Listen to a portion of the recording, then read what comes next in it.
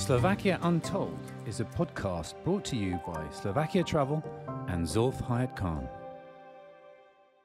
Welcome to Slovakia Untold, a brand new podcast brought to you by Zulf Hayat Khan and Slovakia Travel, which is telling the stories of people and their lives in Slovakia, and a commitment by Slovakia Travel to enhance their English-speaking content. Today, I'm very fortunate to be joined by one of my greatest friends in the world, Kamal. Hi. And Kamal, can you tell me your name and where you're from and why you're in Slovakia? So, my name is Kamal Farrow. I live in Dubai. I'm Irish Palestinian, but I live in Dubai. I've been there all my life. I'm here to see you, Zulf. And is there a better reason for tourism in Slovakia than Zulf? No. No, but seriously, Kamal, you've made the trip from Dubai to Austria to Slovakia. And what are the things that have struck you since you've been here? Because you didn't know the country before. No, I didn't, and I'm quite surprised because you've got, Slovakia's got quite a lot to offer. You've got a lot of castles, you've got a lot of nature, and not that I've seen much, but I've seen a lot of advertisements for this, and it's quite fascinating actually. And you've got great produce as well. Putting your engineering hat on, Kamal works for one of the largest construction companies in the UAE, builds buildings by the day, is the pioneer of a company called Desert Board, which is going to be a game changer in the world of ESG in terms of palm board, becoming a staple in building and construction. You've seen also the opportunities in the day that you've been here for Slovak industry. Were you surprised? I was surprised. I mean, you've got great proximity. You're in Central Europe. You've got great access to airports, to logistics, to everything. And I think it's a great place to be. There's a lot of opportunity here. It's not tapped yet. Not tapped, untapped potential. Someone else said hidden gem. I like to say hidden gem. Putting your Dubai hat on for a minute. Yeah. You're a lifer. I've known you from when we used to live there together, and we were up to all sorts of naughty stuff. Not together, of course, but definitely we got up to some trouble in our late 20s and early 30s, as you'd expect. But you're a very big proponent of the possibilities of Dubai.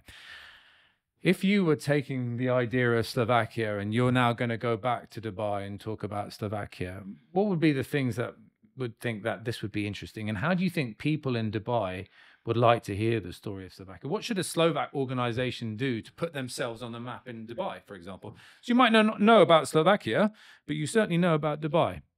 Well, there's a lot of opportunity here. There's a lot of as I said, great for logistics, so storage, especially into Europe. It's very interesting for me, especially with the boards that we're manufacturing, because it's the most sustainable board in the world. It meets all the criteria for the Paris Climate Agreement and for the EUDR, which is the European Union Deforestation Regulation.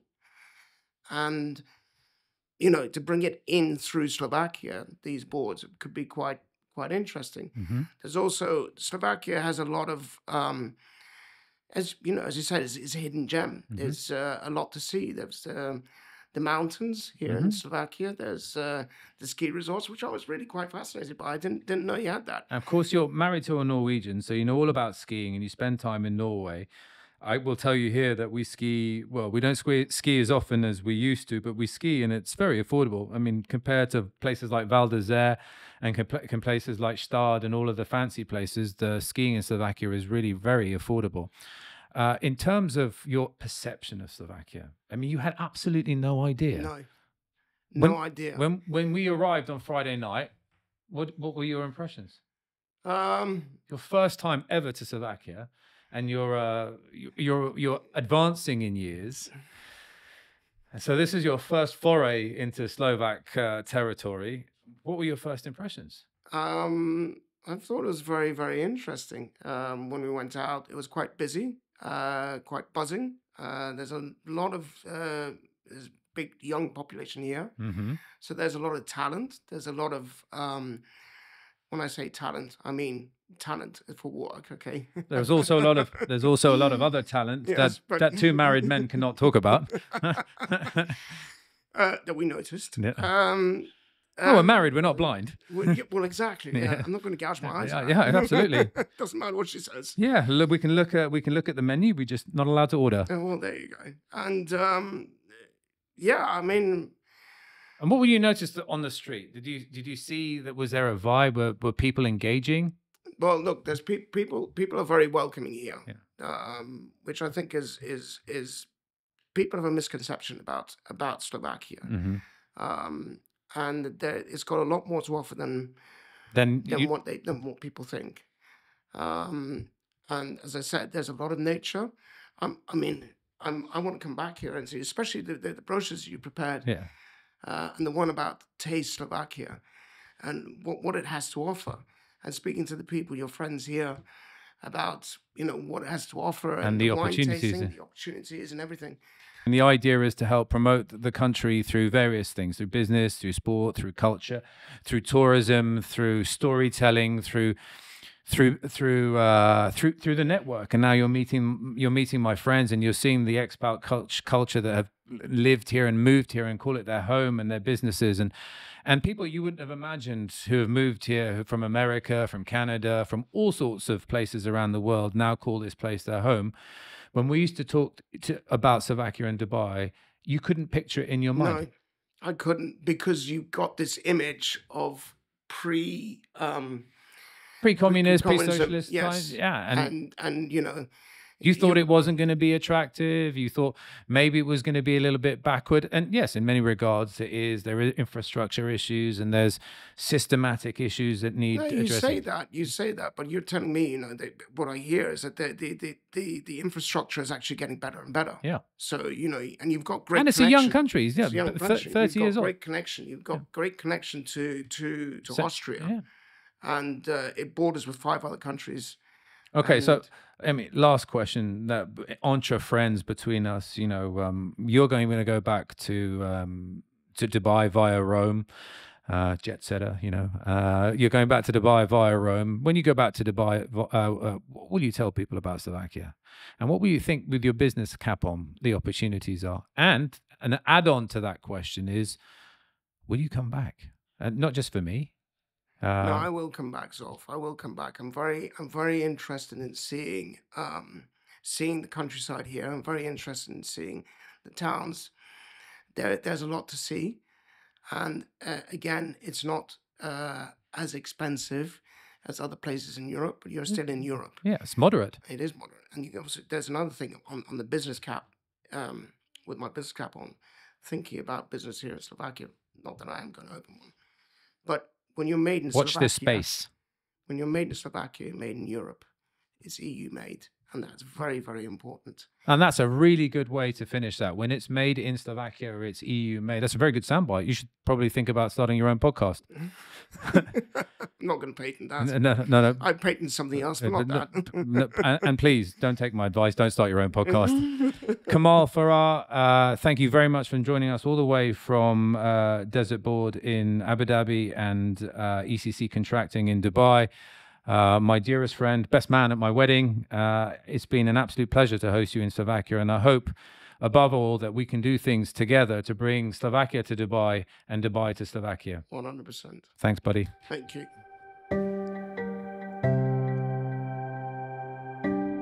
I'm delighted to be joined by Mr. Alexis. Surname? And Alexis, can you tell us where you're from? I was born in Colombia. And how many years have you lived in Slovakia? Very long, 12 years. 12 years. So we've had 20, we've had 13, we've had 12, we've had 8. I'm around 8, 9. So you now call it home, Alexis. When you were growing up in Colombia, you've told me some stories about how difficult life was. You were an English teacher.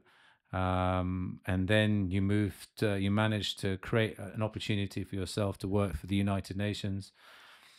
And then you found yourself in Vienna and then moved to Slovakia, if I'm not mistaken. We are around there. I live most of my 22, 23 years, I live in Colombia. I work as a teacher for elementary schools. I managed to move to Canada where I studied English and information technology, moved to New York.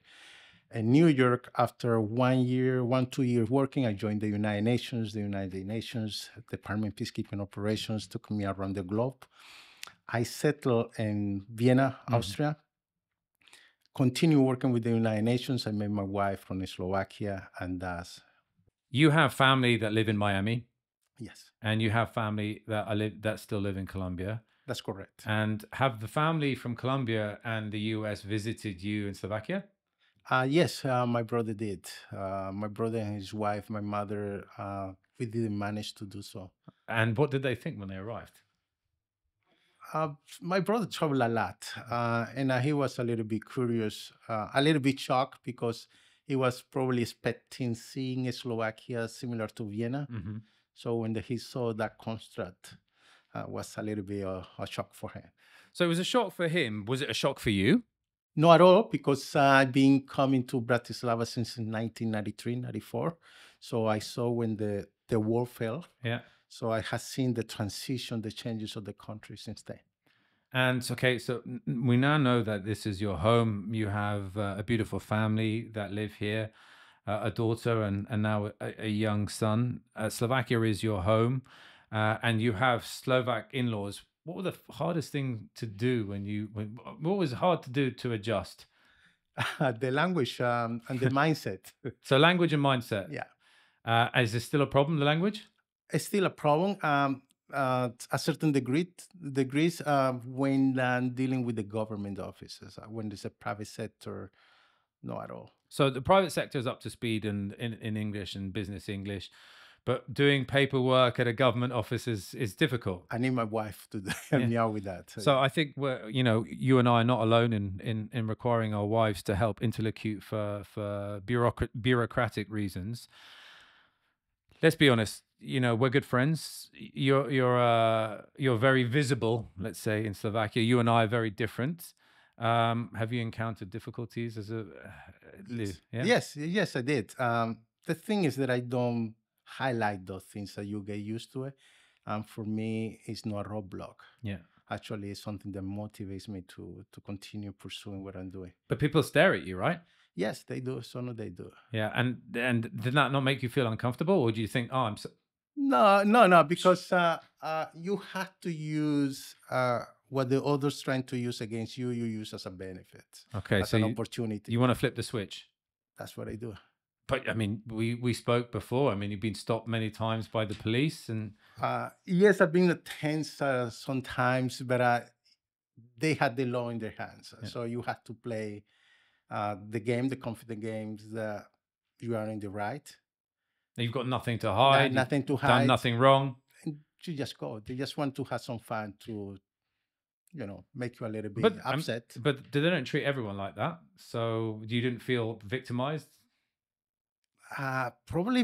I didn't say you're a victim. I said, did you feel victimized? I don't know, because I also went through the same situation in Colombia. So at home? Yes, I did a similar situation. So you get used to that. And I have made a commitment to myself that I will not allow those situations to be a roadblock for what I want to achieve. But that's a personal preference. I'm talking about the action, not how you process it. If it's there, it doesn't mean it's right? Yeah, that's correct. Yes, I agree with you. Yeah. So I mean, since you arrived, have you found that opinions have changed? People have grown up, and now it's more accepting. And yes, because Bratislava, for example, has become a much more cosmopolitan city. Yes. And now we're seeing people from all around the world coming. It's a little bit more welcoming, let's say. Yes, indeed. That's and the surface is more common. When the week comes to a real deep opportunities to changes, that depends on the individual that you are dealing with.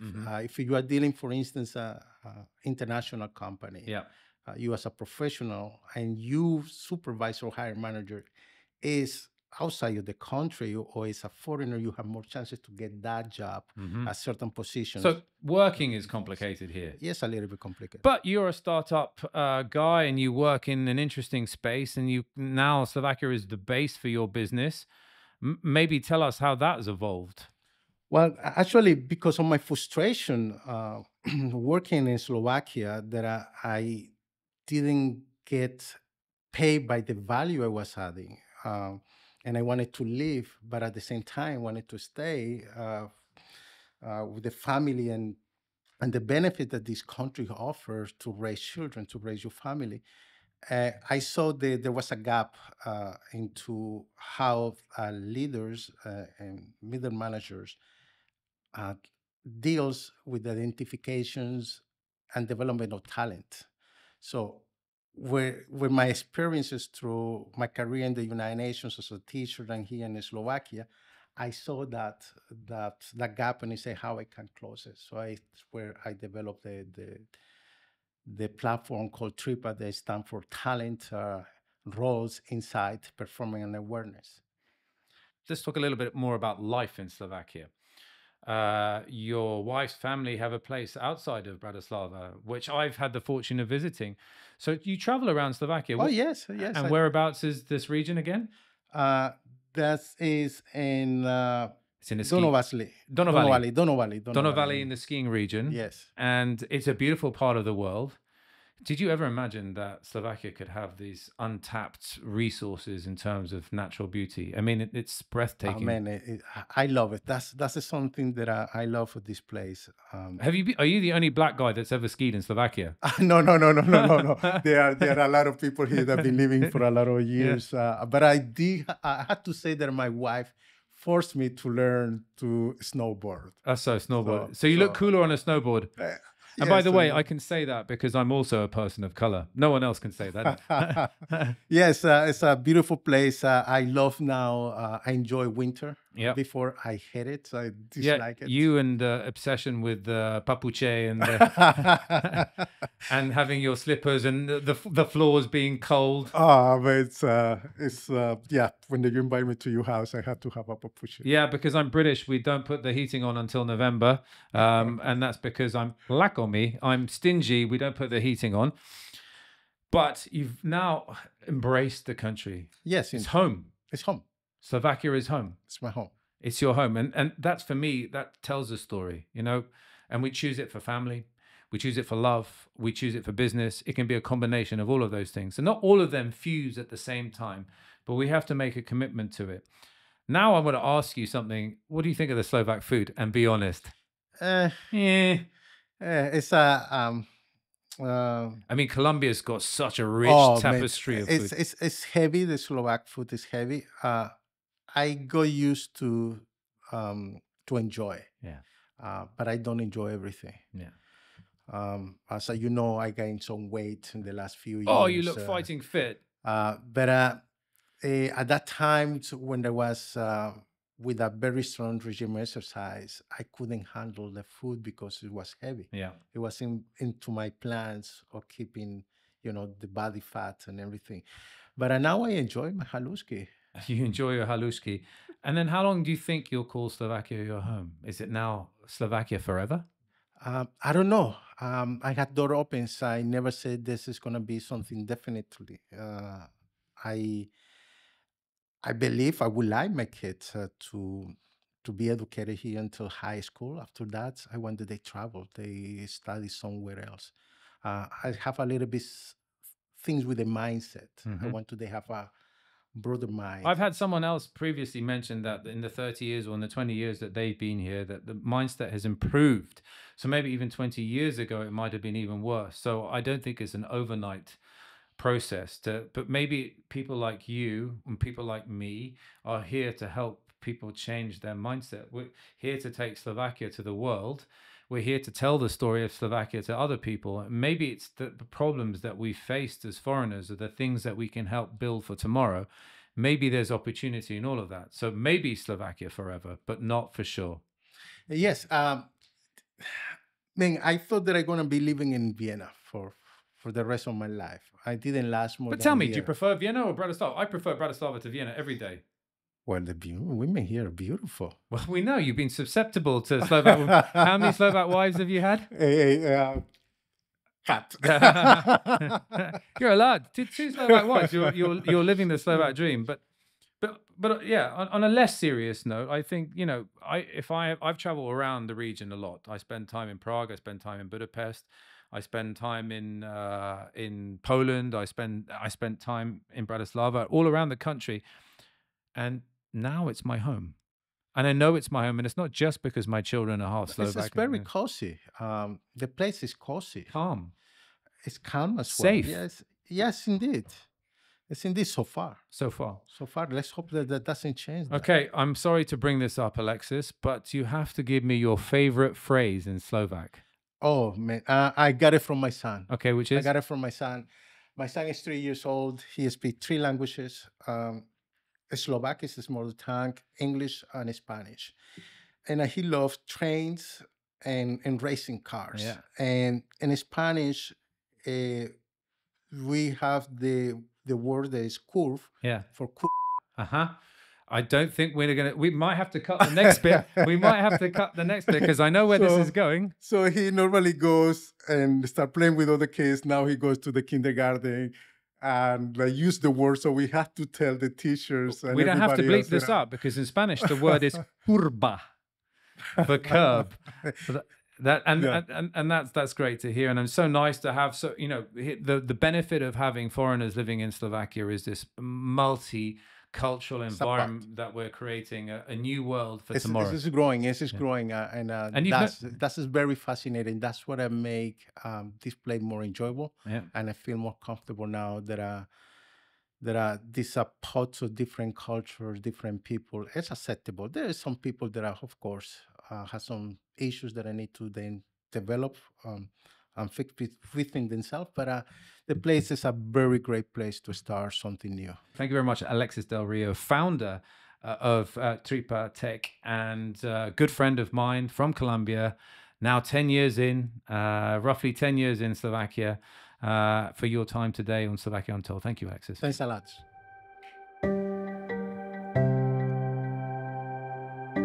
I'm now joined by, please introduce yourself. I'm Guy Bailey.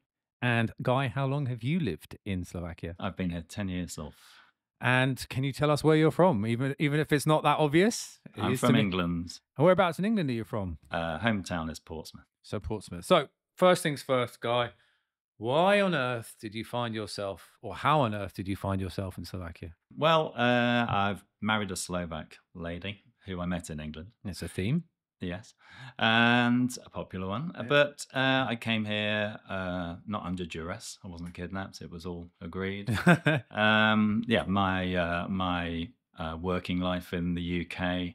I spent 20 years working as a lawyer, and it seemed like a good time to kind of move on and try something a little bit different. It's interesting because we've heard from other speakers and other people on the pod that people have gravitated towards Slovakia for a calmer way of life.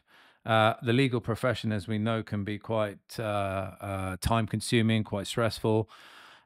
This must have represented like a U-turn, a 360, the diametric opposite of being a lawyer. How did you then adjust to your life in Slovakia, and what profession did you choose after that? Well, you're right. It was because of the hours I was working back in the UK.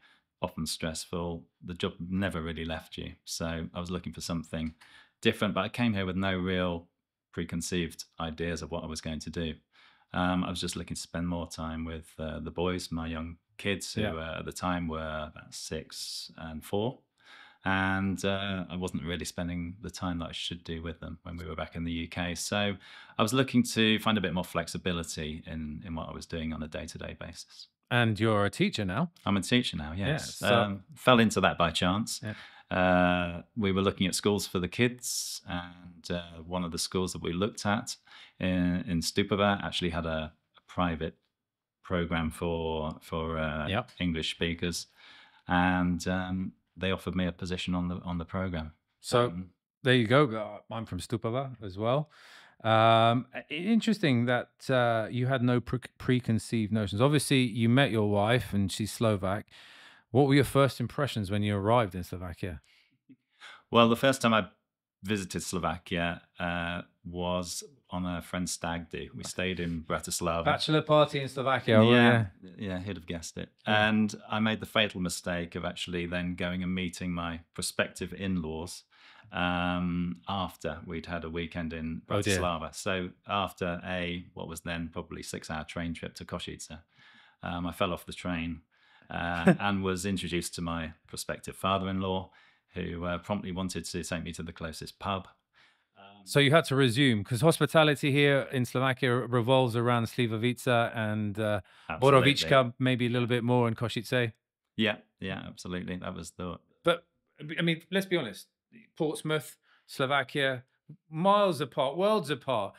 As a kid growing up in Portsmouth, and I'm sure you're a Pompey fan, and you had global aspirations of domination struck down by the legal profession. You thought, I'm going to up sticks and I'm going to move to Central Europe.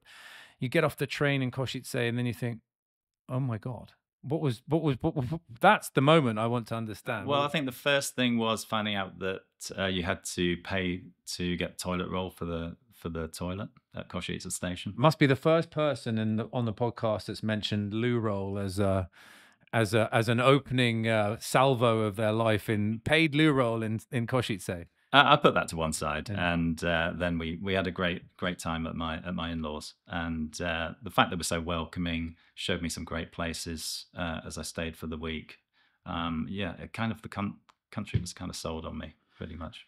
And so scaling back the hours was obviously something of dramatic importance to you, and spending time with family. Have you noticed that Slovakia is specifically or especially good at creating a family environment? Yeah.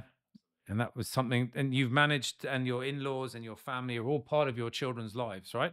They are. We see them regularly, and they're great with the kids. They've done so much for them over the years. Both before we moved here, they used to come and visit. We'd come and visit them. And then once we upsticked and moved to Slovakia, they've been a big part of our lives. I'm at pains to tell people back in the UK and everywhere I go that the family value system here in Slovakia is exceptionally strong. I think that quite a lot of the nuclear family values have eroded in Western Europe.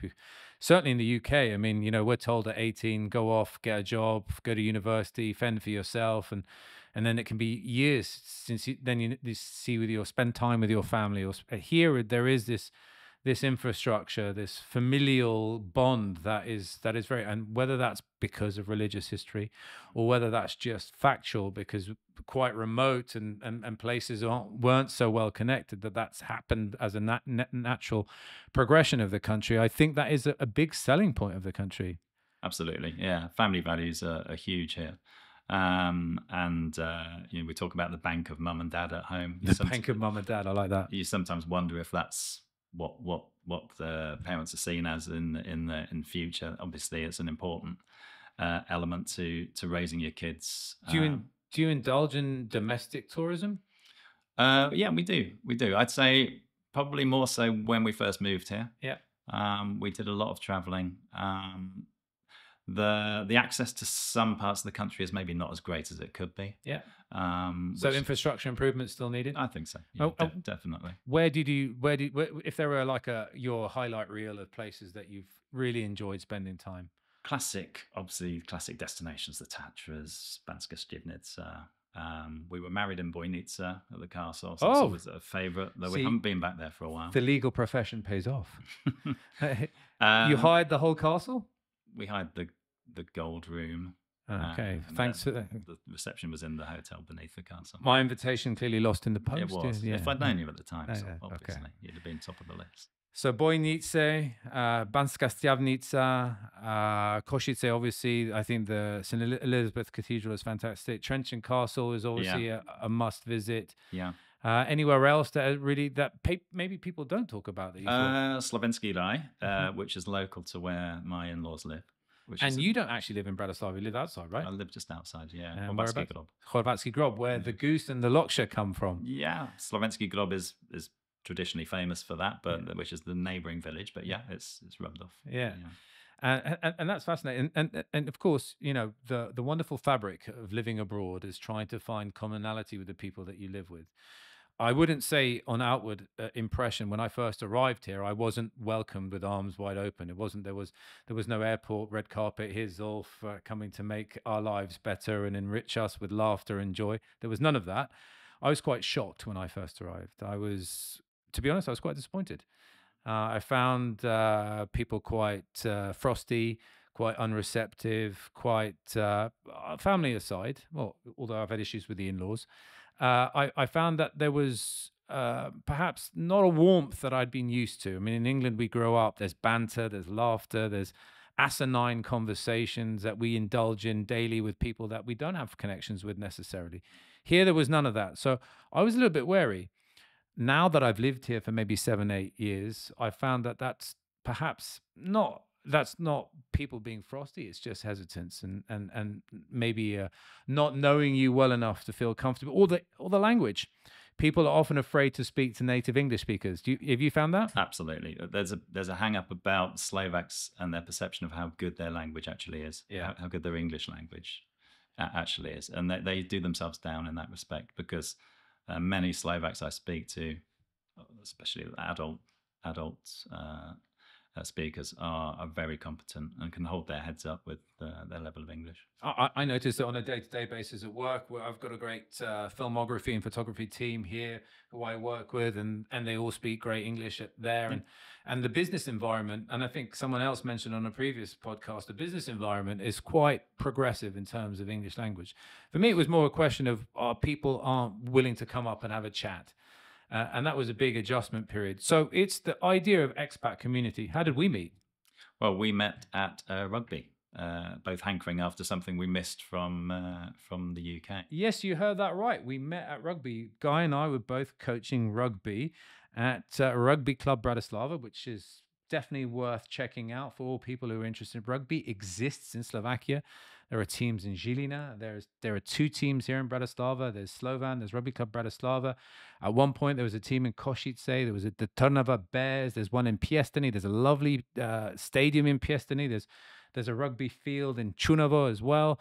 So we were drawn to each other in a completely platonic way through rugby. And sport is a huge factor in unifying expats. Did you find that was because we were missing something from home? I think so. It was something I was looking to get my kids into. Not that it ultimately succeeded, but they were terrible. Yeah, they were, and uncoachable. It's a habit that continues at home. But they gave me an outlet as well. I didn't go there looking to coach, but I offered my services, and yeah, it was great to meet some other expats through it. And if you take your time now, you've been here how many years now? About 10 years. So your sentence is 10 years. Mm-hmm. You've given time off for good behavior. If you had to assess that 10-year, that decade, how have you seen the country evolve? We have a very different system in the UK. I would say now it's not a system that's globally enviable. You don't look to the UK as a bastion of progression. You see riots, you see governments changing daily, which is something that happened here as well. In the 10 years that you've been here, what have been some of the changes that you've noticed that have stuck with you? The skyline changes. Yep. So buildings going up, which is a good sign. Economics, obviously a factor in that. I think services have changed. You think they've improved, the service industry? They've improved, yeah. Service industry has improved. And as a teacher, as a teacher of English, you think that the level of English language is proficient enough? Because that's something that's close to your heart. What would you say? It is. And I think what we're seeing, kids coming into the school I teach in are coming in with a greater pre-existing level of English from kindergarten level. So children are coming in already with that kind of solid base of English. I'm going to be a devil's advocate here. Is it comparable to other European countries? Because I've also been an English teacher here, and I'm not convinced. Mm-hmm. You can go into Prague, for example, or Vienna, and you could argue that they're slightly more cosmopolitan. Certainly in Budapest, I engage with certain people, and most young people have that base I call YouTube English. That's a factor. But what we do on our program is we give them the confidence to speak So you think it's a confidence thing, not a language capacity it's thing? It's a confidence thing. After the program lasts 8 or 9 years, whilst they're going from first to ninth year in secondary school. But during that time, they're only with native teachers when they're learning English. So it gives them the confidence and a very early ability to converse in one language. Literally, we don't use any Slovak at all. So from the very early days, we're already speaking to them in English. They quickly learn to understand it's that. adaptability for young minds. Yeah, absolutely. Absolutely. And okay, at the end, no one's saying they're going to be C2 perfect, but they are of a very good level. And what stands them out from their peers is their confidence in speaking. In terms of branding, let's move away from education for a minute. In terms of branding, the idea of Slovakia as a brand, like we talked about your childhood and your adulthood in Portsmouth, me coming from London, having lived in Dubai, I've traveled the world. I've lived in New York as well. I've lived in some really, I would like to say, dynamic places. I'm not saying they're perfect, but they're all very upwardly mobile. They're all punching big in certain respects, whether that's economy, skylines, as you mentioned. If you would like to see improvements in Slovakia, and where specifically would you like to see them to make it? So let's not hide the fact that it's a very compact country, 5-6 million people. It may be punching above its weight in the automotive sector with all that robust stuff and a lot of high level of engineers. But in terms of nation branding or in terms of understanding its potential, I think it's quite untapped. How would you like to see Slovakia evolve into maybe punching above its weight, which I think it can do, and it necessarily is what I'm helping trying to do. What areas do you think could help push it? I think from an aesthetic point of view, it's important that people, when they visit Slovakia, when they see it first impressions are really important. Yeah. And I think sometimes starting off with Bratislava as a big city, you can feel it doesn't really have that looked after feel. Yeah. A lot of graffiti. Maybe the streets aren't as clean as they should be. Yeah. The roads are in a poor state sometimes. So evidence of public money being spent well and on the right things. You mentioned public money. So infrastructure, actually, by the way, you're not the first person to mention the dire need to help infrastructure. I'd like to see the airport ramp up. I think it's a beautiful airport. I think it's potential to have international carriers, large international carriers. Forget about, Vienna's only 45 minutes away. I think, more flights going into Piešťany, more flights going into the other Košice airport as well would help benefit tourism in the east. I think, pushing that, the routes is something that would definitely also help boost infrastructure. Roads would have to improve. As you mentioned, they're in a pretty shoddy condition. I think the airport is one area and tourism is one area that needs to be really pushed to help make it that cosmopolitan hub, that it's so centrally, logistically well located that we have an option. Public money means government, and it's very hard to live here in Slovakia even as a foreigner, not be invested in the political landscape. And how has it impacted you? I mean, just as an outside observer, it's hard not to have an opinion, right? It's hard not to have an opinion. The one thing that really frustrates me is I don't have a voice. I don't have a say. As a British person, we don't have a vote in. I think the mayoral elections and the national elections. So, as frustrating it is to pay your taxes, contribute to the economy, etc., we don't have any say at all. Yeah. So that's one frustration. Coming from a Brexit. Yes. And coming from a country which has this kind of, we call it the first past the post system, which is ultimately three parties fighting, or traditionally three parties fighting for power. Yeah. We now here have this proportional representation system, which seems to lead to fairly unstable governments. So you think it's a lack of continuity and stability that's kind of handcuffing Slovakia's development, and the evidence of public money not being spent. At the end of the day, we are taxpayers, right? But we don't have a say, which makes it all the more frustrating. It is. For me, it's the merry-go-round. I mean, I can't tell you, if I was to go to the UK, I can tell you who the Foreign Secretary and the Prime Minister are. Here, I know everybody. from the Ministry of Environment to the Ministry of Justice. It's imbued. It's in part of every Slovak. I like to say there's 5 million politicians in this country. Everybody's got an opinion, and they're great at promoting themselves. Yeah. So they walk around with a sense of largesse and grandeur. Largesse and grandeur. That's pretty good for a Sunday. And I think for me, I find it quite addictive. My other day job is obviously inextricably linked to governance in some capacity, but it's extraordinary to see that on an everyday level, the issues of politics are a part of Slovak lifestyle. Okay, so now on to less serious topics. Slovak food, yes or no? Yay or nay? Yes. Yes. I've got to say that because I've got some duck waiting to be cooked at home with cabbage. Yeah, but was it something that you fell into? Was it dear to you immediately, or was it something that you had to acclimatize yourself with? Well, go back to that first meeting after the train ride from Košice. Yeah. My future mother-in-law served up half a chicken to me. Yeah. So not feeling my best, I then had to devour half a chicken. So generous proportions of food. And well cooked. The family meal is generally a thing to behold. Okay, so you're a fan. It's a fan. It's a yay in the Slovak. I don't like gherkins, but put those aside. Yeah. So Uhorky Sezonova has finished, thankfully.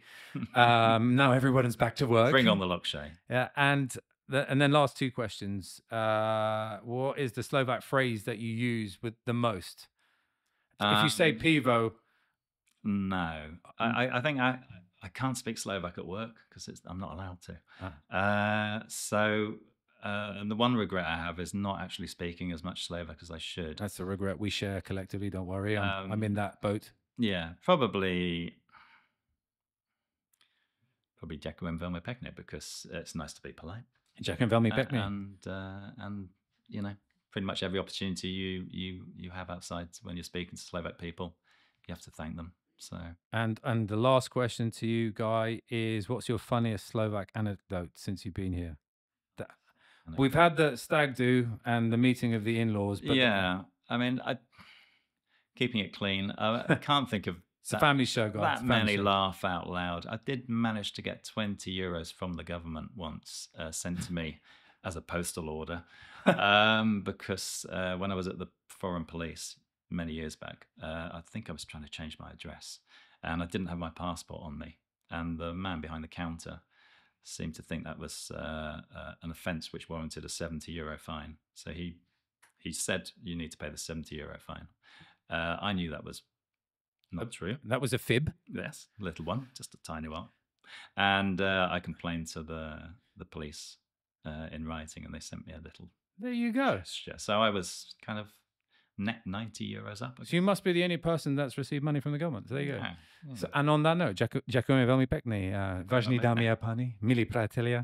Thank you, Guy Bailey, educator, retired lawyer, Slovak resident now, 10 years, and committed to Slovakia for the future, I'd imagine. I think so. This is home. Yeah. There you go. Thank you very much, Guy. I'm now joined by David Altrichter. David, how old are you? How long have you lived in Slovakia, and where are you from? All right, age we won't say, but let's say I'm getting there with age. How long have I been in Slovakia? Roughly about 22 years. So we have a winner. 22 years. Yeah, it's been a long time. And what else was there? I'm sorry. Where are you from? I'm from Toronto, Canada. So you're from Toronto, Canada. Yeah. I know you have roots in the country. Yes. David and I know each other because he's the second best dressed person in Slovakia. Of course. You being the first, but I mean, with that, it's we change that every day. Yeah, like, so it's an ongoing battle. It's liquid, it's fluid. That's what they say. David, how do we cross paths? Maybe we put it that way. I'm not sure. I remember seeing you quite often at a cafe next to my store. I noticed how sharply you dressed and noticed your color palette. And somehow I think then we connected through Instagram, started chatting about clothes, and yeah, formed a friendship. Like many friendships form. Yeah, it's true, and it's incredible to be united. I'm a massive fashion fan, yeah, and I think it's perhaps unusual for men to admit it. That it I like is. to think tailoring unites. This not quite Savile Row in Bratislava.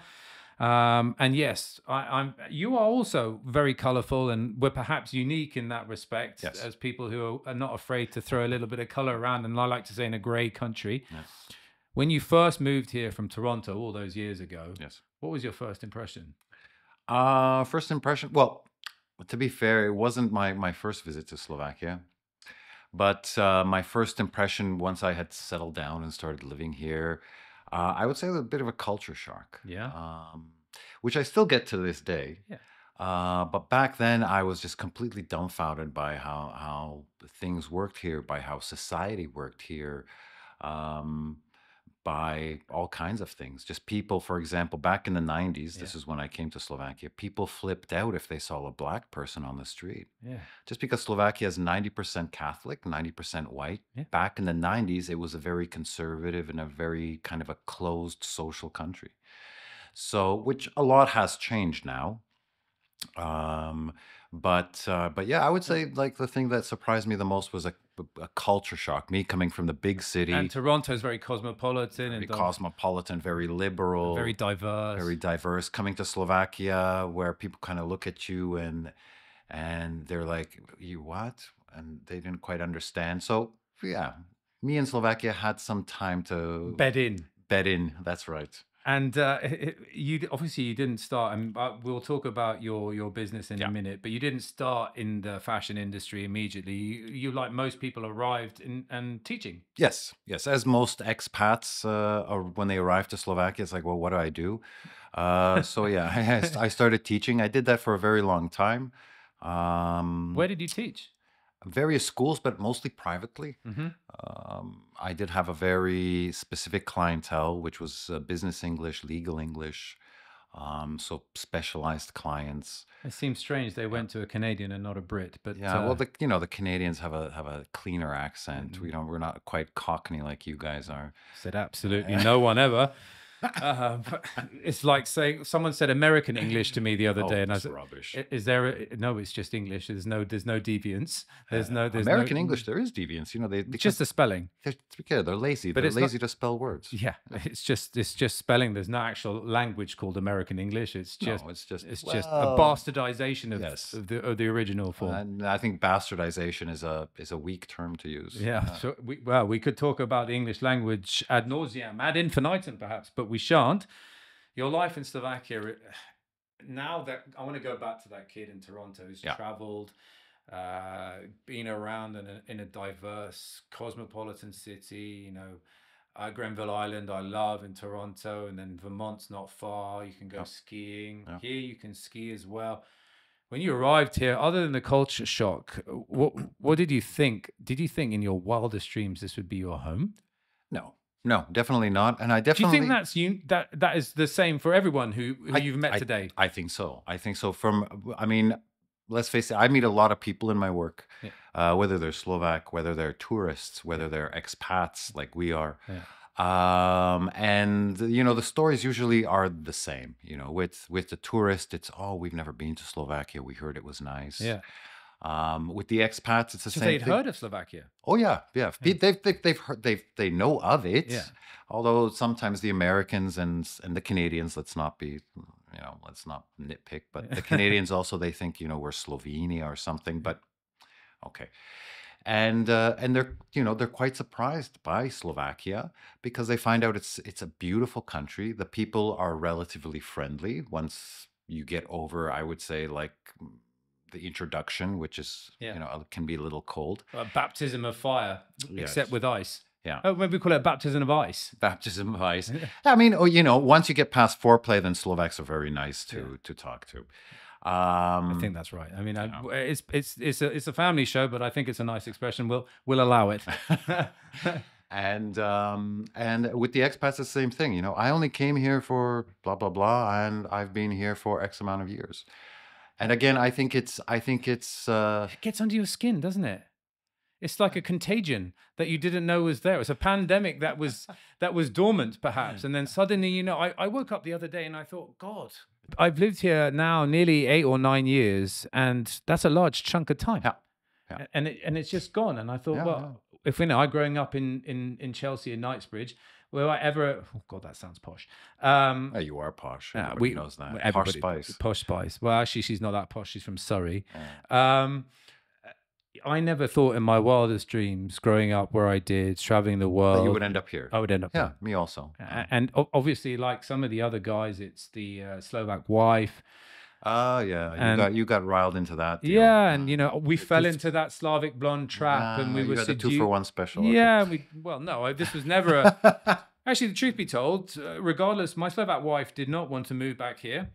We met in Dubai. We came here, and then I said, let's hold it as a placeholder. The kids didn't speak Slovak at that time. Right. Only spoke English. Oh, that's right. Yeah, I know your kids. Yeah. Predominantly English. Yeah. So, and they didn't know Slovak, and how would they interact and engage the rest of their family? So I said, let's hold it as a placeholder, and then let's see what happens. And that's 9 years ago. I have to, you know what? I have to say it's a good choice because a lot of foreigners ask me, why do you live in Slovakia? Yeah. I mean, it's not an economic powerhouse. It's not. But it doesn't need to be, does it? But I say it's because it's safe.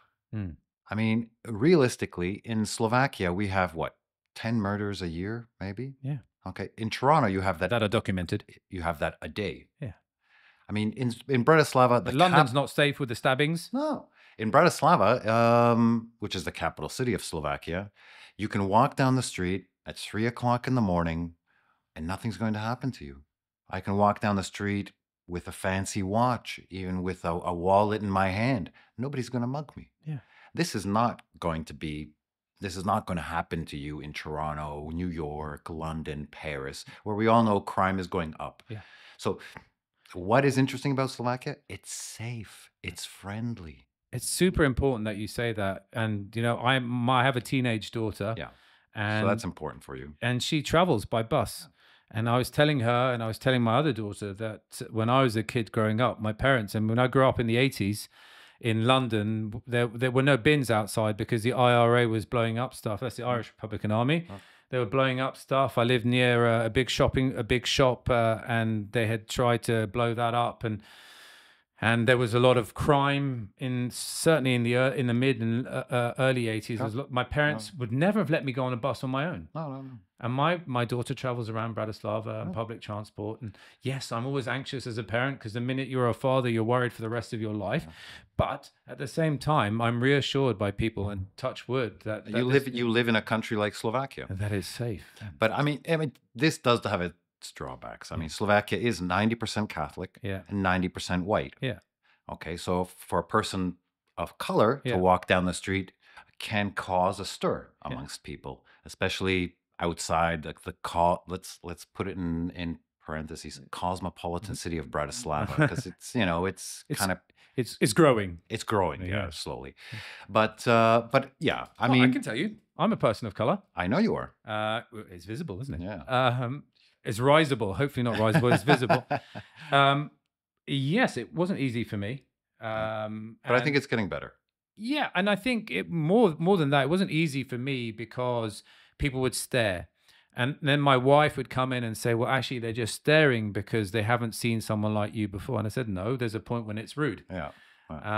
So I used to get my daughter to go up and ask them, excuse me, why are you staring at my father? Oh, really? Yeah, okay. In Slovak. I said, why are you staring at my father? And they'd be very shocked that a young kid would go up and ask.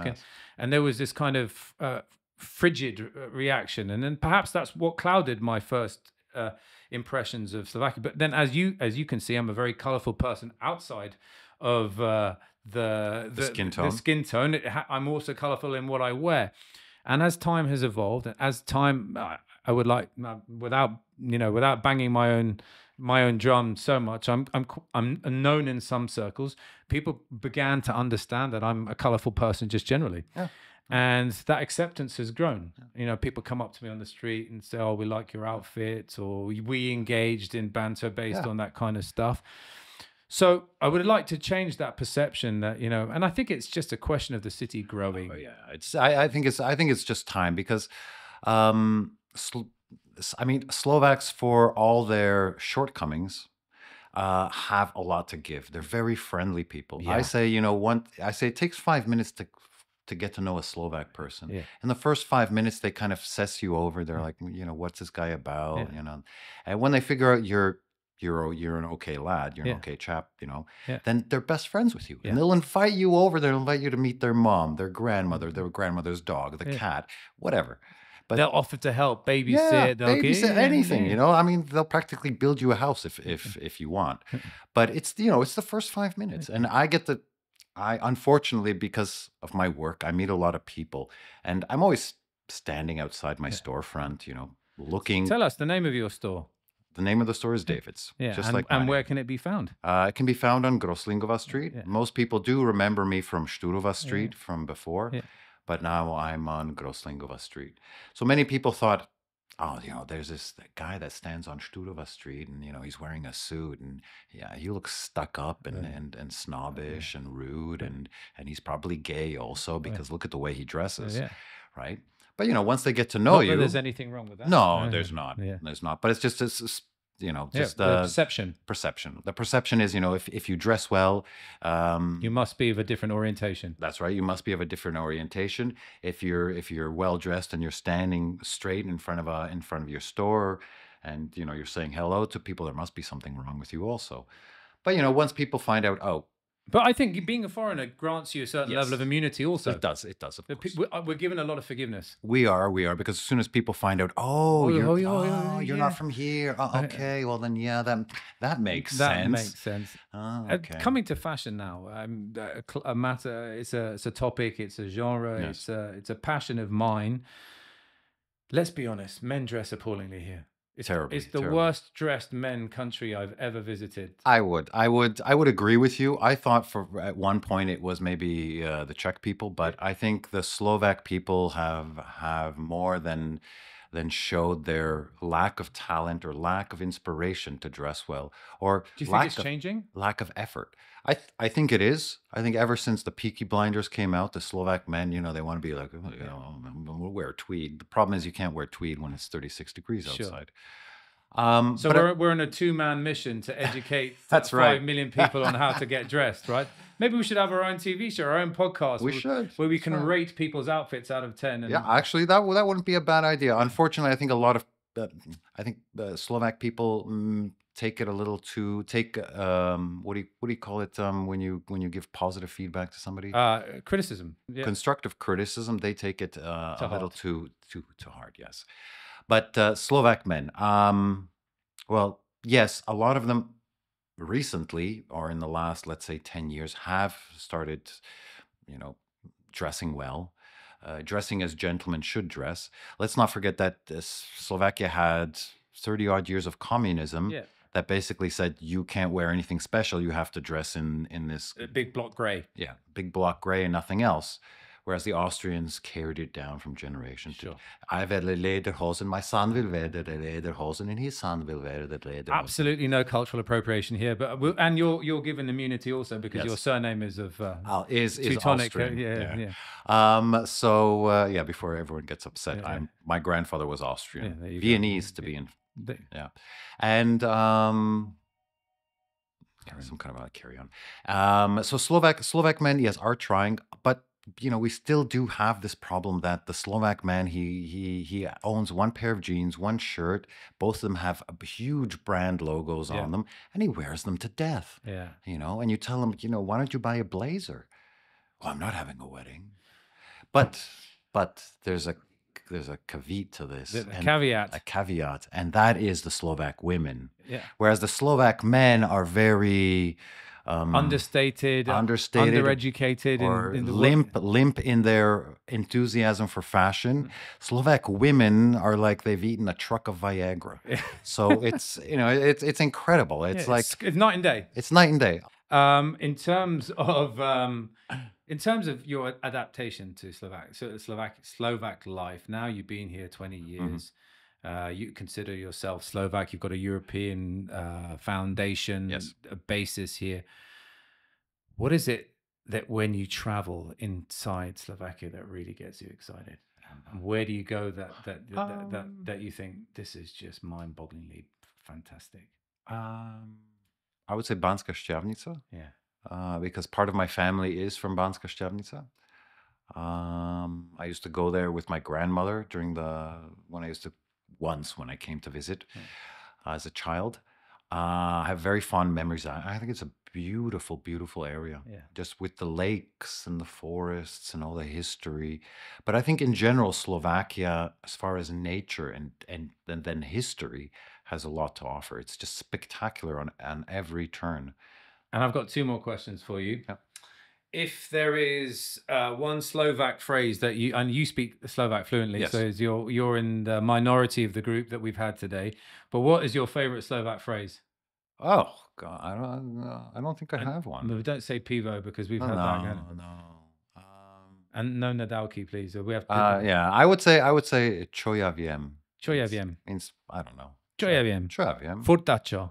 Čo ja viem. I don't know. And then last question. The idea of telling the story of Slovakia to the outside world is something I'm invested in and committed to. If there was one thing that you would like to see change here so that people outside would suddenly think, well, this is a country worth considering, what would that be? Certainly not tailoring yet. No. I mean, outside of tailoring. I mean, some people get angry at me, but I always say Slovakia is like the belly button of Europe, right? It's right in the middle. Yeah. Everybody can see it, but it's not very important. But it is important. Yeah. You know, if you speak to a doctor, he will tell you. I think promoting Slovakia and explaining to people what it has to offer, and especially the mentality of the people. The people, we make fun of them that they dress funny and that they're maybe a little ignorant to some things, but in reality, they're very loving people. They have no problem. It's telling the story of people, right? Yeah. It's the people that should bring. That's the narrative, Yeah, right? that's the narrative. It's the people that should, not the naval history. Funny. No, it's friendly people. I always tell visitors, I tell them this story about the belly button of Europe, and they laugh. And I say, we have low criminality here. It's a very safe city, safe country to visit. People are super friendly, and there's so much to see. Absolutely. And that's the selling point. I think, there's no gimmick around it. It is what it is. I think that's very true. There's no gimmick. Yeah. It's just fact. Yeah. And if we want to find your clothes, where can we find you again? You can find me on Groslingova Street. Everybody knows where Groslingova Street is. It's basically right next door to Doppio Cafe. I'm sure you've been there for coffee. And you've got a wonderful array of clothes there. Yeah, men's only. So ladies, you can stop by, you can say hello. You just can't buy anything. Gentlemen, please. David's on Groslingova. David Albrecht, thank you so much for joining me on Slovakia Untold. And it's great to hear such refreshing anecdotes and stuff that's true and resonates with people who live here in Slovakia. Thank you. Thank you. I am joined right now by, please introduce yourself. Richard Henriquez, born and raised in Sydney, married to a Slovak girl, and been living here for 6 years now. So 6 years. And I think now, Richard, you're the person that has traveled the most. I don't know, we had someone from Toronto. Mm-hmm. Is Sydney further to Bratislava than Toronto? Could be. I think it's about 21,500 kilometers, if I'm not wrong. So it's not easy to pop home for Christmas? No, it's not. No, it took us well over 21 hours as well to get there. But coming to your life in Slovakia, yep. I've chosen an eclectic bunch of people for this podcast, specifically people that have had some impact on my daily life. Yeah. And it's the engagements of the people that bring the community together. Mm-hmm. I have a guy who deals with clothes. I love my clothes. Friends that I coach rugby with, friends that we have our kids in the same schools. So there was a huge progression. Then we met. And at the time that we met, I was teaching at the university, and you were working at La Donateria. In Shavko. And we bonded over coffee. Yep. And I said to myself, this is a super guy. And you have Portuguese roots. Yeah. So my family migrated to Australia in 76. I was born in Australia as well. I've got an older sister. We were both born in Australia. So my parents are born from Madeira, Portugal, which I'm very proud to be, to be Portuguese and Australian. Yeah, very, very, very close to my heart. I've got a lot of family in Madeira still. My grandmother is still alive there as well. And but I did grow up in Sydney. And now let's paint that picture. Sydney, a little bit like Toronto, is massive. Huge, big. It's very multicultural. Portuguese population is quite large as well in Sydney. A lot of Greeks, Italians, a lot of Europeans. Trust me, I've been in the Rocks. I had some oysters in Sydney. So I've been to Sydney. But when you were growing up, did you ever imagine that you would end up in... Did you know where Slovakia was? I had a vague idea of Bratislava, Slovakia. You did? Yeah, I didn't... You had a working idea. Czechoslovakia, I had kind of heard. But actually, it's funny because my wife... at the time, or girlfriend at the time when I met her, she thought she was well traveled, and I told her that my parents were from Madeira, and she was like, Madeira? Where's Madeira? So we kind of both had that same moment where you realized where is Slovakia, where is Madeira? So that was quite funny. Of course, amazing wine in Madeira, by the way. But it's very multicultural there, and I didn't expect to ever. So why did you move? Why I moved.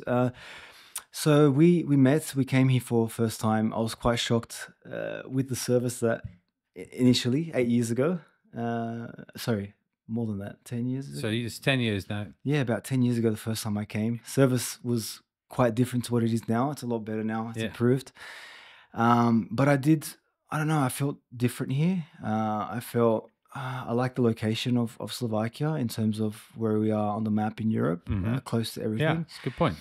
We got married in Sydney, and then we came here in 2015 for a year just to travel around Europe.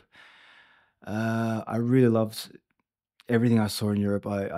We went to Italy and Hungary, Iceland, France. Loved everything about it.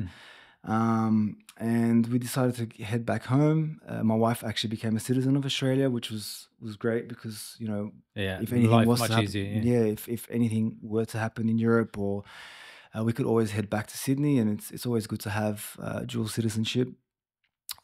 So then we decided after a year, I spoke to my wife, I looked at her and I said, look, are we staying here? Are we going? What's happening? At that time, I said, look, I'm happy to stay. My wife was like in tears because she's actually really loves Australia, and I don't blame her. Australia is beautiful. Yeah. It's given me so much. Opportunity is amazing there. But I think at the time I wanted some change, and I think I wanted a new challenge as well. And it's been amazing. Like I've been here for 6 years now. It's gone so quick. And what a story! Got a baby boy, built a house. It's just been it's a whirlwind. It's insane. I still don't understand. It's been great. Like I'm happy here. I feel different here. Look, I feel great when I'm in Australia, but I just have a different feeling, and I can see that it's really moving to you. Yeah, so you're getting emotional. It is. No, it's given me a lot. Like I've been able to meet some amazing people here. Job's been amazing. Where we met in La Notaria, that was an experience. I had never owned a business. That was my first business.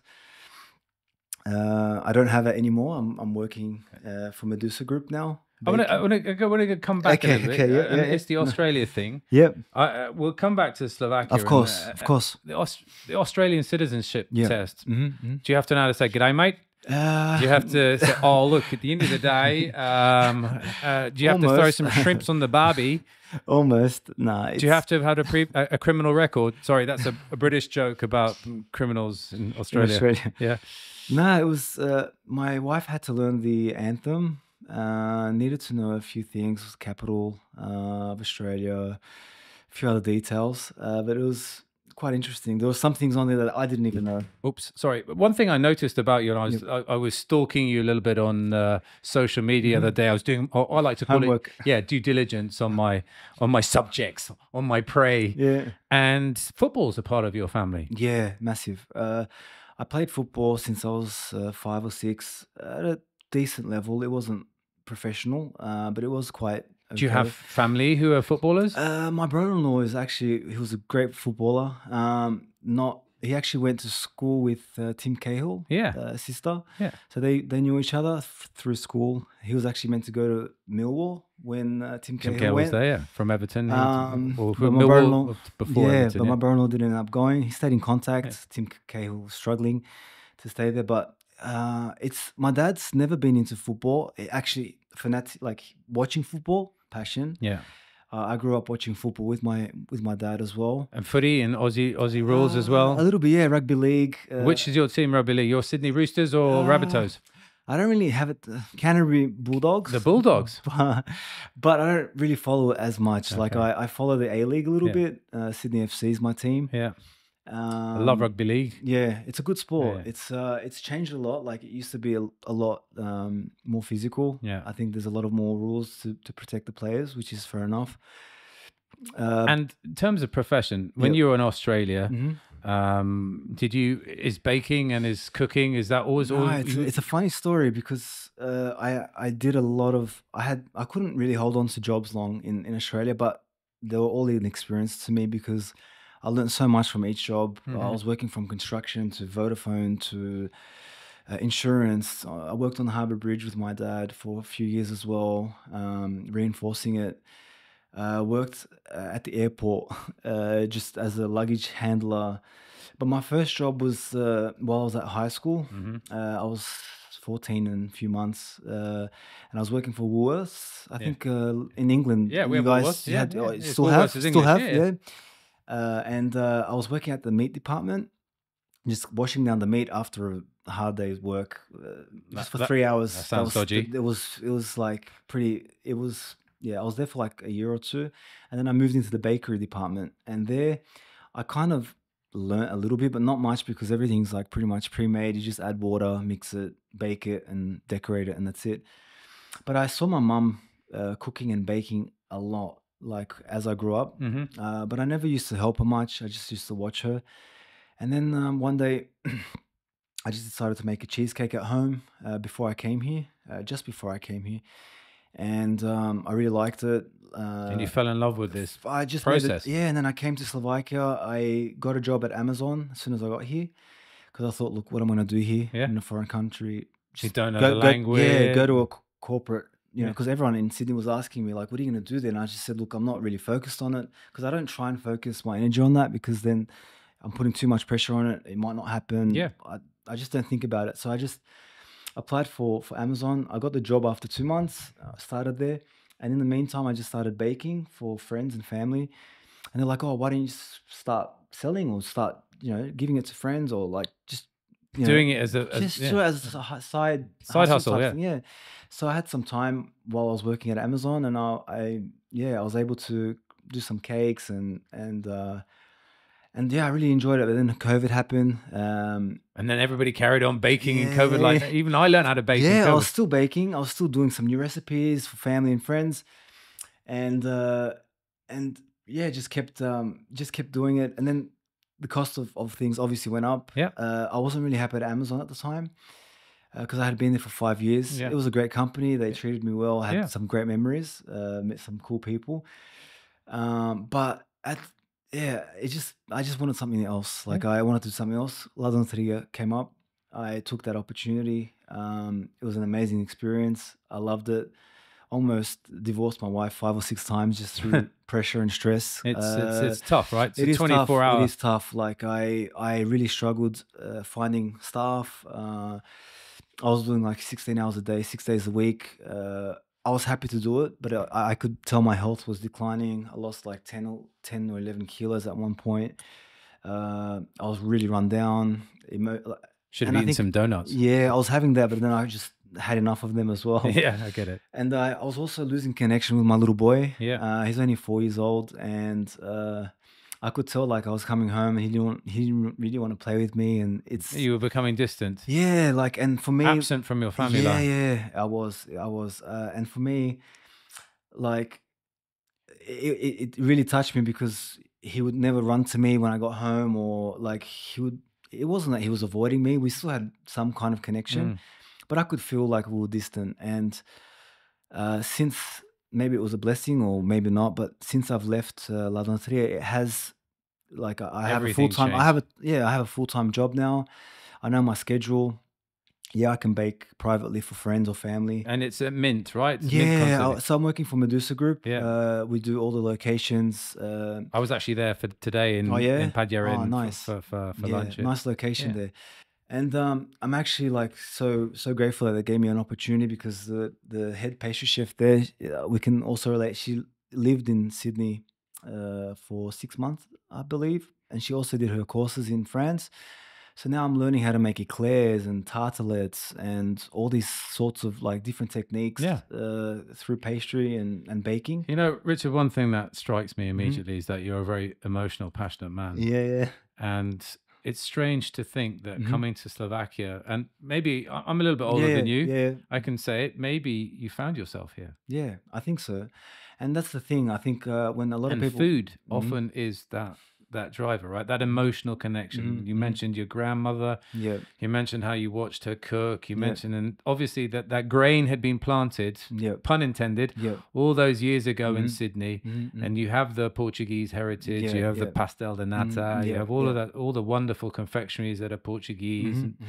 Then you came here, and clearly the corporate world was something that was interesting for you. But Slovakia gave you an opportunity in and baking is now your gateway to your zen. Yeah, I feel great. Like I honestly dance while I'm baking at work. They laugh, like the girls that I work with. I used to actually, a couple of years ago, I made a couple of videos on Instagram. I took it down. I don't know why I did, but I did. But I used to like bake at home in the apartment and just have the camera on and dance.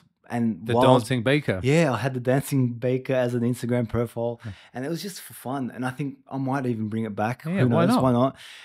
Because I had my profile actually not as private, and the views just went from like 50 or 60 to like 300 or 400, which is still, it's not a lot, but I mean I had the people that were engaging. Yeah, they were engaging in that content, you know. So I thought, you know what, like, maybe when I get a chance, I might start dancing again, because life's too short. Why not have fun and just enjoy it? Because what's your favorite thing to bake, by the way?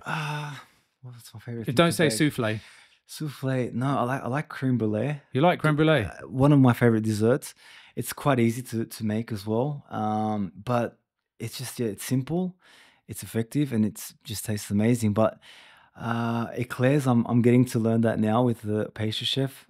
She's really been good guidance through these new recipes, and I'm just having fun. This journey to Slovakia is spiritual. Yeah, I don't know what it is, but I see it in you. I feel happy. Yeah. We don't know each other very well, but I can feel it. Yeah. I can see that this Slovakia was meant to be. Yeah, I think so. But when you first arrived, what did you think?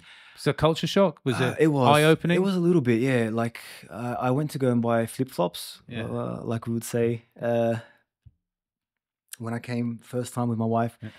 Went to a store. It was about 10 years ago.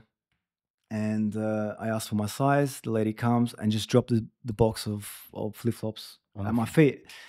My then fiance was next to me, and I looked at her and I'm like, you know, what just happened? And she's like, oh, you know, just don't pay attention. Don't get upset. Just get used to it, kind of thing. Like, which is wrong. Like, my wife does that as well. It's like, I think they feel embarrassed. Yeah, I think they're ashamed. Like they're embarrassed at the time. They don't want to create a scene or anything like that.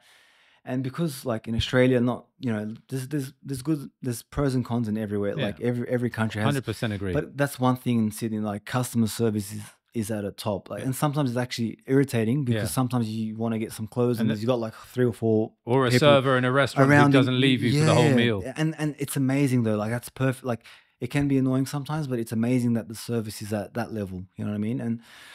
And I didn't expect the box thrown at my feet, but I was a little bit shocked and taken back, but and just going to a restaurant as well at the time, The quality of food was perhaps not up. No, not the food standard, just the but I mean the service. service. Yeah, like she was. The girl at the time was like, we're closing in 5 minutes. What can I get you? Like rushing us, and I was like, what's going on? Like everyone was like panicking at the table, and I was like, well, has something happened? And my fiance was just like, oh no, it's just saying that last order. Like if you want anything, I'm like, but like why is everyone like about to have a nervous breakdown just because the last order's been called? Yeah. And at that time it was. I just kind of ignored it type thing and just let it go. But it's improving. It is improving. Yeah, I've noticed that as well. I've noticed that it's a lot better, and it's like a young country still. I think there's a lot of opportunity here. There's a lot of things that I've seen. Another thing I've noticed, sorry to interrupt. That's okay. Another thing I've noticed is that you're the youngest guest I have on the pod. Oh, really? So you're still enjoying your life. Yeah. The rest of us old farts are less likely to go out. I see from your Insta that you're a big fan of house and techno music. Yes. As am I. I do. I love it. Actually. What is the club scene like here? What is the music scene like here? I wouldn't even begin to know. Yeah, I have gone. I went to so the clubbing here is okay. It's not like Ibiza level or anything like that. Obviously, there are different standards. But I mean, I went to actually end of summer closing party at Wake Lake, and they are doing an amazing job. I think it was my first event through them. It's called Levity Events, and they're new on the scene, I think. But I think they're doing great. The music. Maybe it's just because you were involved in that. I wasn't involved, but I met the owner of Levity Events on the night, and I was able to like go backstage, which was pretty cool. I'd never been to like an event like that or been invited to the back, which was cool to see from that perspective of the DJ, and it was a nice event. And I think they're having one in November again, but it's been good. It's been.